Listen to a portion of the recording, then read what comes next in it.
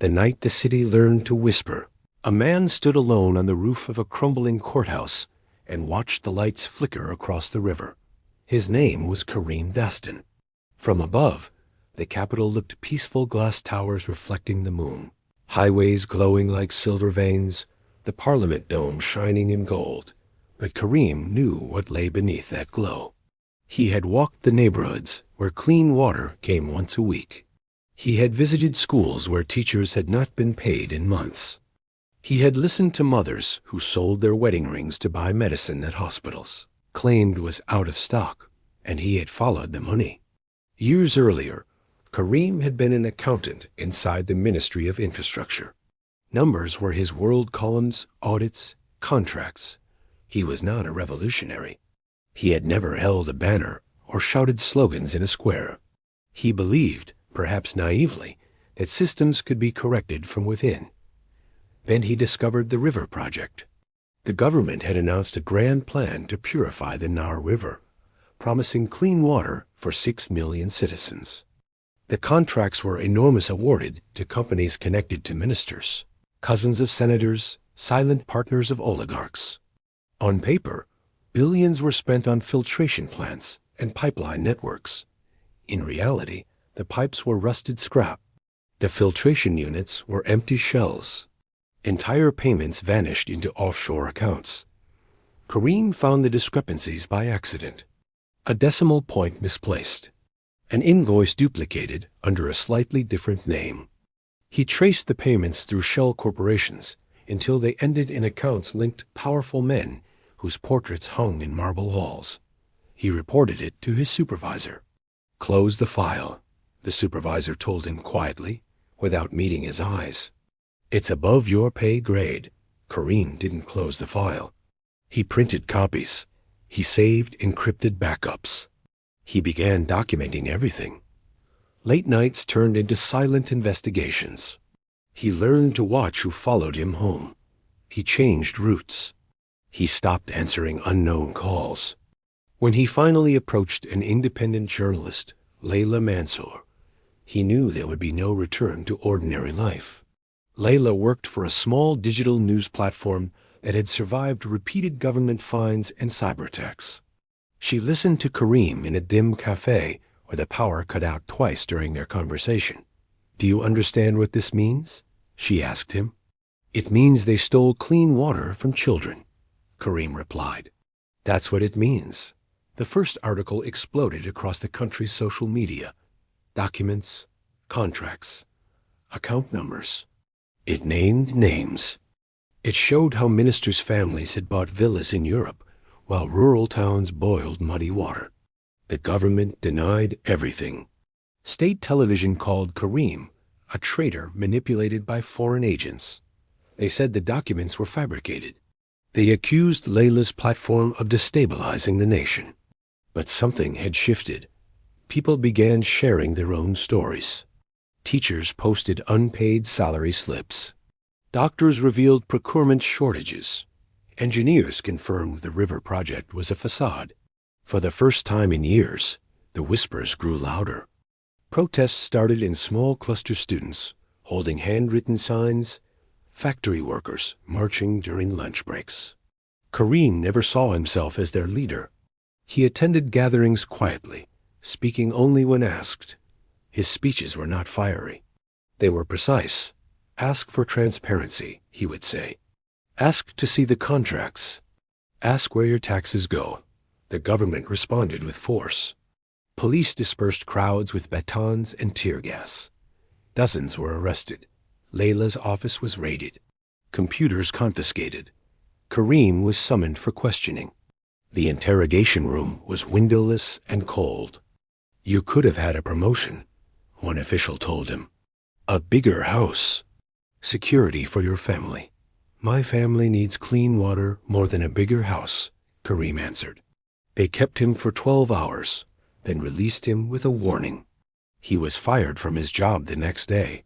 Losing his position freed him. He began traveling across the country, speaking in town halls and universities. He showed citizens how to file information requests, how to track public spending online, how to demand accountability legally.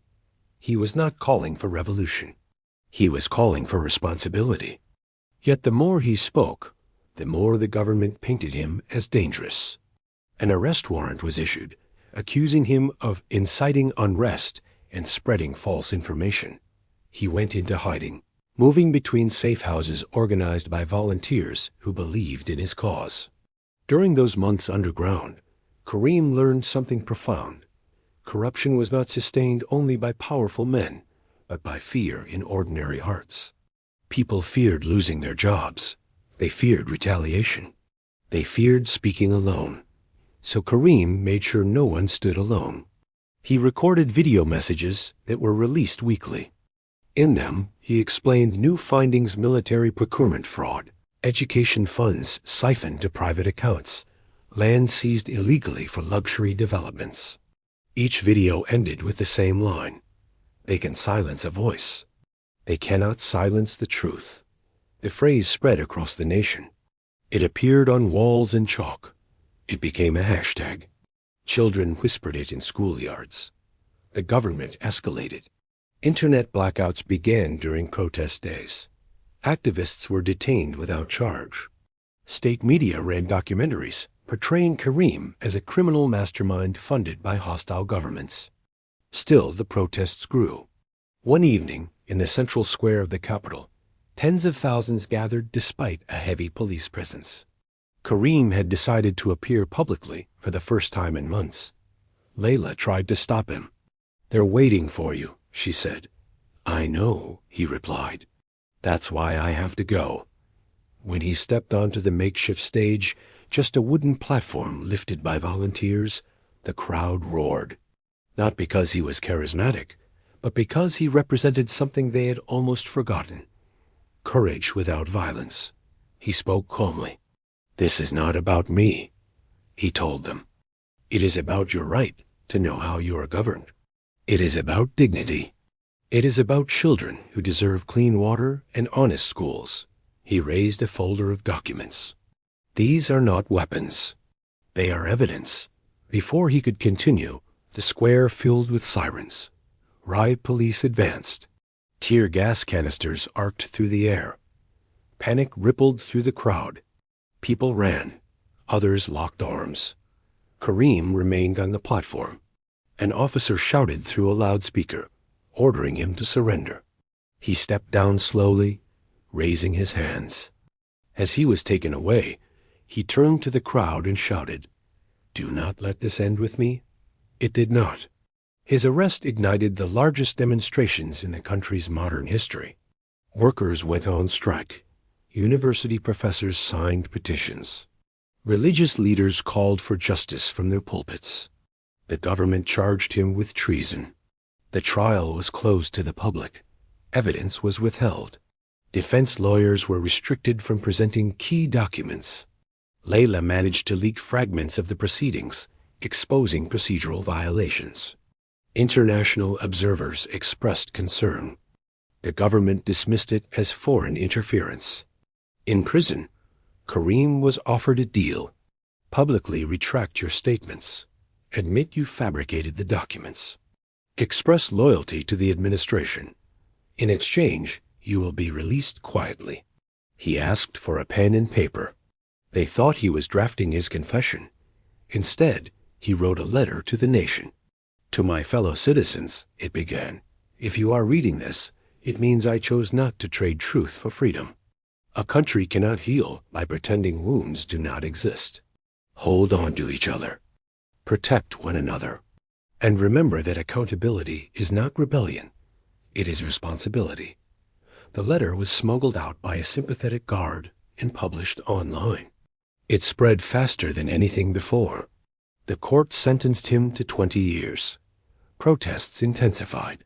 Weeks later, during a transfer between facilities, the vehicle carrying Karim was attacked, or so the official report claimed. According to authorities, unknown assailants opened fire.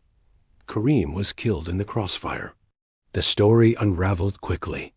Witnesses reported no attackers. Photos surfaced showing bullet trajectories, inconsistent with the government's version. Independent forensic experts, reviewing leaked images, suggested execution at close range. The government declared the case closed. The funeral became a turning point. Despite heavy security, hundreds of thousands gathered. They carried no weapons. They carried water bottles held high, a symbol of the river project that began it all. Layla stood before the crowd, reading from Kareem's last letter. Her voice trembled, but did not break. They can silence a voice, the crowd finished in unison, but they cannot silence the truth. In the weeks that followed, something extraordinary happened. Civil servants began leaking documents anonymously. Judges resigned publicly, citing interference. Police officers refused orders to disperse peaceful protests. A coalition of opposition parties united around a platform of transparency reforms. The ruling administration fractured. Under mounting pressure domestically and internationally, early elections were announced. Independent monitors were finally allowed full access. The campaign season was unlike any before. Candidates were forced to publish financial disclosures. Debates centered on anti-corruption policies. Citizens demanded specifics, not slogans. On Election Day, turnout reached record levels.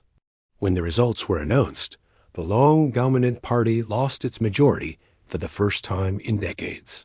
A new government formed, promising reforms, independent oversight bodies, whistleblower protections, transparent procurement systems. Change was neither immediate nor perfect.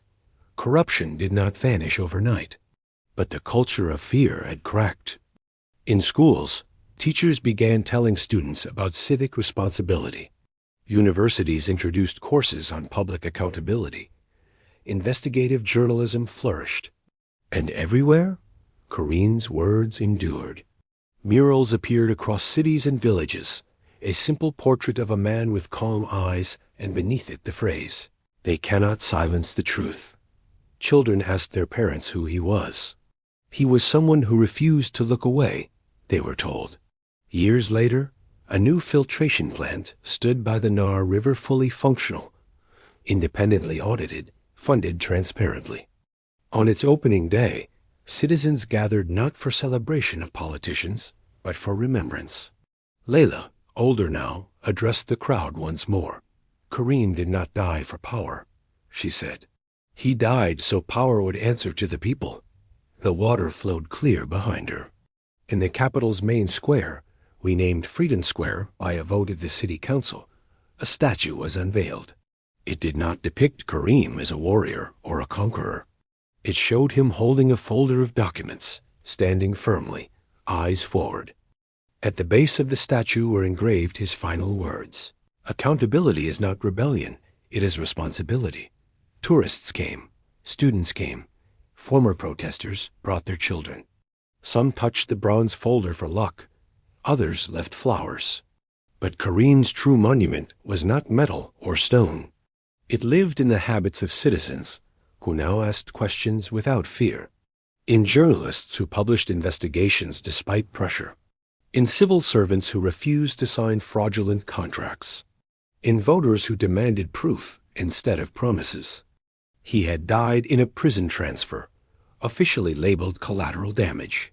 Yet he had survived in a million acts of courage, because a hero is not someone who lives forever. A hero is someone who plants something that cannot be uprooted. And in the heart of a nation once ruled by whispers, Kareem Daston's voice still spoke every time someone chose truth over silence.